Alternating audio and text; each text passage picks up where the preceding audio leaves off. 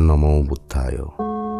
যার মন শান্ত নয় তাকে যদি এই পৃথিবীর সব ধনসম্পদ প্রতিপত্তি দেওয়া হয় তবুও সে শান্তিতে জীবনযাপন করতে পারবে না।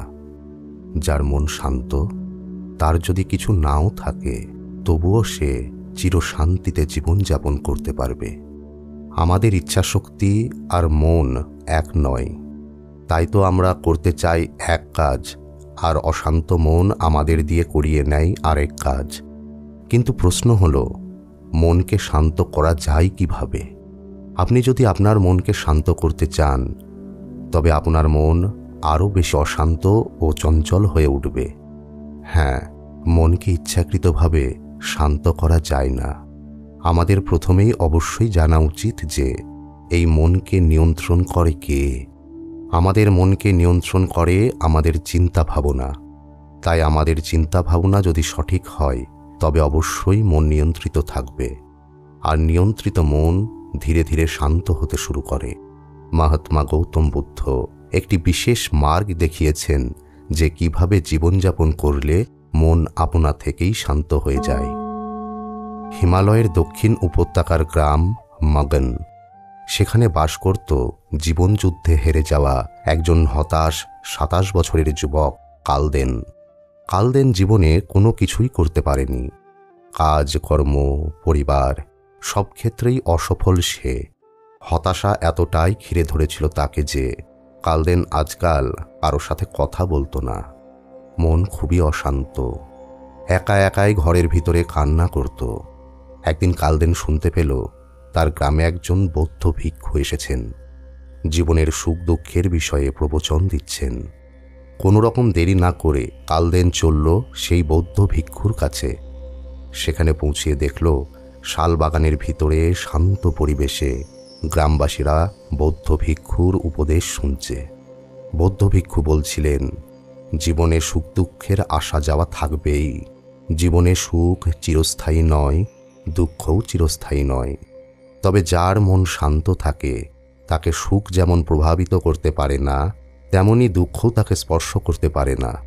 সে জীবনের প্রতিটা মুহূর্তের আনন্দ নিতে পারে, সে পরম শান্তিতে জীবনযাপন করতে পারে। এই বলে বৌদ্ধ ভিক্ষু তার প্রবচন শেষ করে আশ্রমে ফিরে গেলেন। কালদেন বৌদ্ধ ভিক্ষুর শেষ কথাগুলো শুনে যেন আশার আলো খুঁজে পেল। সেও চলল বৌদ্ধ ভিক্ষুর পিছন পিছন সেই আশ্রমে। আশ্রমে পৌঁছিয়ে কালদেন বৌদ্ধ ভিক্ষুকে প্রণাম জানিয়ে বলল, হে গুরুবর, কিছুক্ষণ আগে আপনি বলছিলেন যে যার মন শান্ত সে পরম শান্তিতে জীবনযাপন করতে পারে। হে গুরুবর, আমার তো একটাই মন। পরিবার, জীবনের দুঃখ কষ্টে, হতাশায় আমার মন বড়ই অশান্ত। রাত দিন মনের ভিতরে হাজার হাজার দুশ্চিন্তা চলে। গুরুদেব, দয়া করে বলুন, এই অবস্থায় আমি আমার মনকে কিভাবে শান্ত করতে পারি? বৌদ্ধ ভিক্ষু কালদেনকে বলল, আমরা আমাদের মনকে ইচ্ছা করলেই শান্ত করতে পারি না। একমাত্র ধ্যান যোগে নিজের চিন্তা ভাবনা এবং শ্বাস প্রক্রিয়াকে নিয়ন্ত্রিত করতে পারলে এই মন আপনা থেকেই শান্ত হয়ে যায়। তাই ধ্যান অভ্যাস করো, জীবন আনন্দময় হয়ে উঠবে। কালদেন বৌদ্ধ ভিক্ষুর কথা শুনে প্রণাম জানিয়ে বাড়ি ফিরে গেল। সারা রাত লাগাতার চেষ্টা করল ধ্যান করার, কিন্তু পদ্মাসনে বসে চোখ বন্ধ করতেই মাথার ভিতরে একের পর এক চিন্তা ভাবনা আর দুশ্চিন্তা মনকে আরও বেশি অশান্ত করে তুলল। অবশেষে সকাল হতেই কালদেন আবার চলল সেই বৌদ্ধ ভিক্ষুর কাছে। ভিক্ষুকে প্রণাম জানিয়ে বলল, হে গুরুদেব, আপনার কথা মতন গতরাতে আমি অনেক চেষ্টা করেছি, কিন্তু এক মুহূর্তের জন্য নিজেকে ধ্যানস্থ করতে পারলাম না। আমার মন এখনো বড্ড অশান্ত। বৌদ্ধ ভিক্ষু বললেন, ধ্যান কোনো ব্যায়াম বা টোটকা নয়। সময়ের সাথে সাথে অনুশীলনের মাধ্যমে ধ্যানযোগ রপ্ত হয়ে যায়। কালদেন বলল, হে গুরুদেব, আমার কাছে তো এত সময় নাই। আপনি সংক্ষেপে নির্দিষ্ট কোনো উপায় বলুন যাতে আমার মন শান্ত হয়ে যায় আর আমি সব সময় শান্তি অনুভব করতে পারি, প্রতিটা মুহূর্ত আনন্দে কাটাতে পারি। ধ্যান রপ্ত করতে তো আমার অনেক সময় লাগবে। এমন কিছু উপায় বলুন যেন আমার মন এক্ষুনি শান্ত হয়ে যায় আর আমি জীবন যন্ত্রণা থেকে মুক্তি পাই। বৌদ্ধ ভিক্ষু হেসে বললেন, ঠিক আছে, সেই উপায়ও আমার জানা আছে, তুমি একটু অপেক্ষা করো। এই বলে বৌদ্ধ ভিক্ষু আশ্রমের কুটির থেকে একটা মাটির কলসি এনে কালদেনকে দিয়ে বলল, যাও, সামনের ওদানি নদী থেকে এক কলসি জল নিয়ে এসো। ভর্তি এক কলসি জল আনতে পারলেই আমি তোমার মনকে শান্ত করে দেব। কালদেন কলসি নিয়ে নদীর দিকে হেঁটে যেতে যেতে ভাবছিল, এই বৌদ্ধ ভিক্ষু কি পাগল? এক কলসি জল আমার মনকে কিভাবে শান্ত করবে? কিভাবে আমার জীবনের শান্তি নিয়ে আসবে এক কলসি জল? কিন্তু বিশ্বাস করা ছাড়া অন্যথায় কোনো উপায়ই ছিল না তার। তাই নদীতে নেমে কলসিতে জল ভর্তি করতে গিয়ে অবাক হলো কালদেন। এ কি, কলসিতে তো 4-5টা ছোট ছোট ছিদ্র। ছিদ্রগুলো দিয়ে কিছুক্ষণের মধ্যেই কলসির জল পড়ে শেষ হয়ে যাচ্ছে। অনেক চেষ্টা করেও অবশেষে খালি কলসি নিয়ে কালদেন হাজির হলো বৌদ্ধ ভিক্ষুর সামনে। খালি কলসি দেখে বৌদ্ধ ভিক্ষু জোরে জোরে হাসতে লাগলো। সেই হাসি দেখে কালদেন খুবই রেগে গিয়ে বলল, গুরুদেব, আপনি কি আমাকে নিয়ে মজা করছেন? ইচ্ছে করেই ফুটো কলসি দিয়ে বলছেন জল ভর্তি করে আনো। আমাকে নিয়ে এ কেমন ধরনের রসিকতা? বৌদ্ধ ভিক্ষু বললেন, প্রিয় কালদেন, শান্ত হও আর মন দিয়ে শোনো। আমি তোমাকে যে কলসি দিয়েছিলাম সেটাই আমাদের মন স্বরূপ।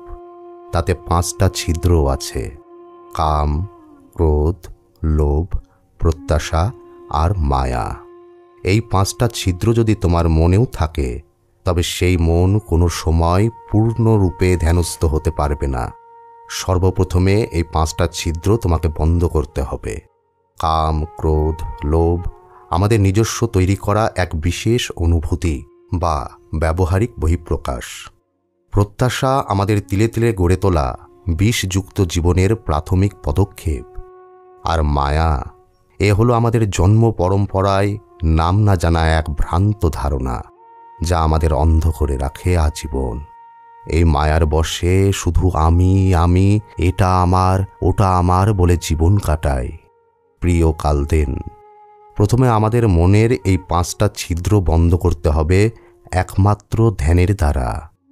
ধ্যান মানে কোনো ব্যায়াম নয় যে চোখ বন্ধ করে পদ্মাসনে বসলাম আর শুরু হয়ে গেল। ধ্যান মানে নতুন পথ, যেখানে নিজেকে জানা যায়, নিজেকে চেনা যায়। কালদেন বলল, হে গুরুদেব, আমি দুঃখিত আমার ব্যবহারের জন্য। আসলে আমি না বুঝেই রেগে গিয়েছিলাম। গুরুদেব, এবারে বলুন আমি কিভাবে ধ্যান শুরু করব?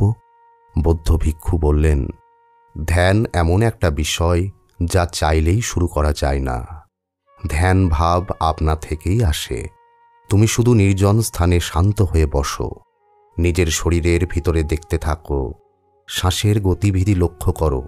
এই মহাজাগতিক লীলার সবথেকে গুরুত্বপূর্ণ বিষয় হলো এই শ্বাসক্রিয়া। প্রথম প্রথম চোখ বন্ধ করে নিজেকে প্রশ্ন করো, আমি কি ভাবছি? নিজের চিন্তা ভাবনার দিকে নির্দিষ্টভাবে লক্ষ্য করো। তারপরে নিজেকেই প্রশ্ন করো, আমি এইসব কেন ভাবছি? দেখবে এর সঠিক উত্তর তোমার জানা নাই। আমরা রাত দিন যে সকল দুশ্চিন্তা করি, বাস্তবে তার অধিকাংশই আমাদের নিজেদের অনুমান বা নিজেদেরই তৈরি। এবারে ধীরে ধীরে নিজেকে শূন্য হতে শিখতে হবে। নিজেকে এই সমস্ত চিন্তা ভাবনা থেকে মুক্তি দিতে হবে। তার জন্য নিজেকে বর্তমানে নিয়ে আসতে হবে। পদ্মাসনে চোখ বন্ধ করে শুধু বর্তমানেই নিজেকে স্থির করতে হবে। বর্তমান বলতে একটাই বোঝায়, তা হলো আমাদের নিঃশ্বাস আর প্রশ্বাস। নিজের নিঃশ্বাস প্রশ্বাসে মনোসংযোগ করো। বাইরের কোনো চিন্তা ভাবনা তোমাকে স্পর্শ করতে পারবে না।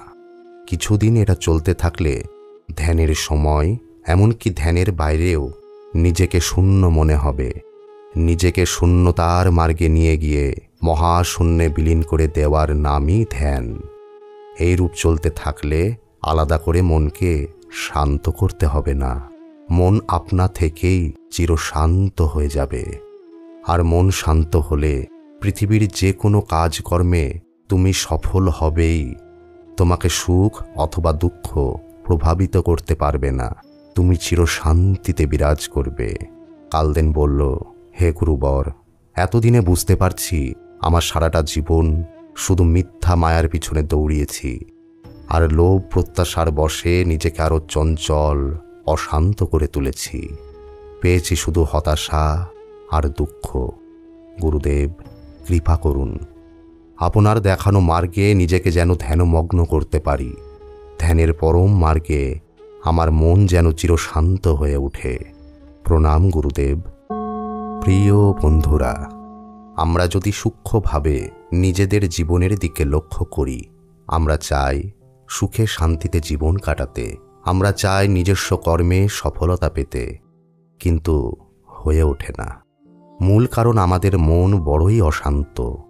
আমাদের অশান্ত মন রাত দিন শুধুই প্রত্যাশার পিছনে তাড়িয়ে নিয়ে বেড়ায়, দুশ্চিন্তায় ভরিয়ে তোলে এই জীবন। তাই আজ থেকে আর নয়, এবারে নিজেকে ধ্যানমগ্ন করুন। ধ্যানই একমাত্র পথ মনকে চিরশান্ত করার। আর মন শান্ত হলে জীবন হয়ে উঠবে চিরশান্তিপূর্ণ। সকলকে ধন্যবাদ। সকলের মঙ্গল হোক।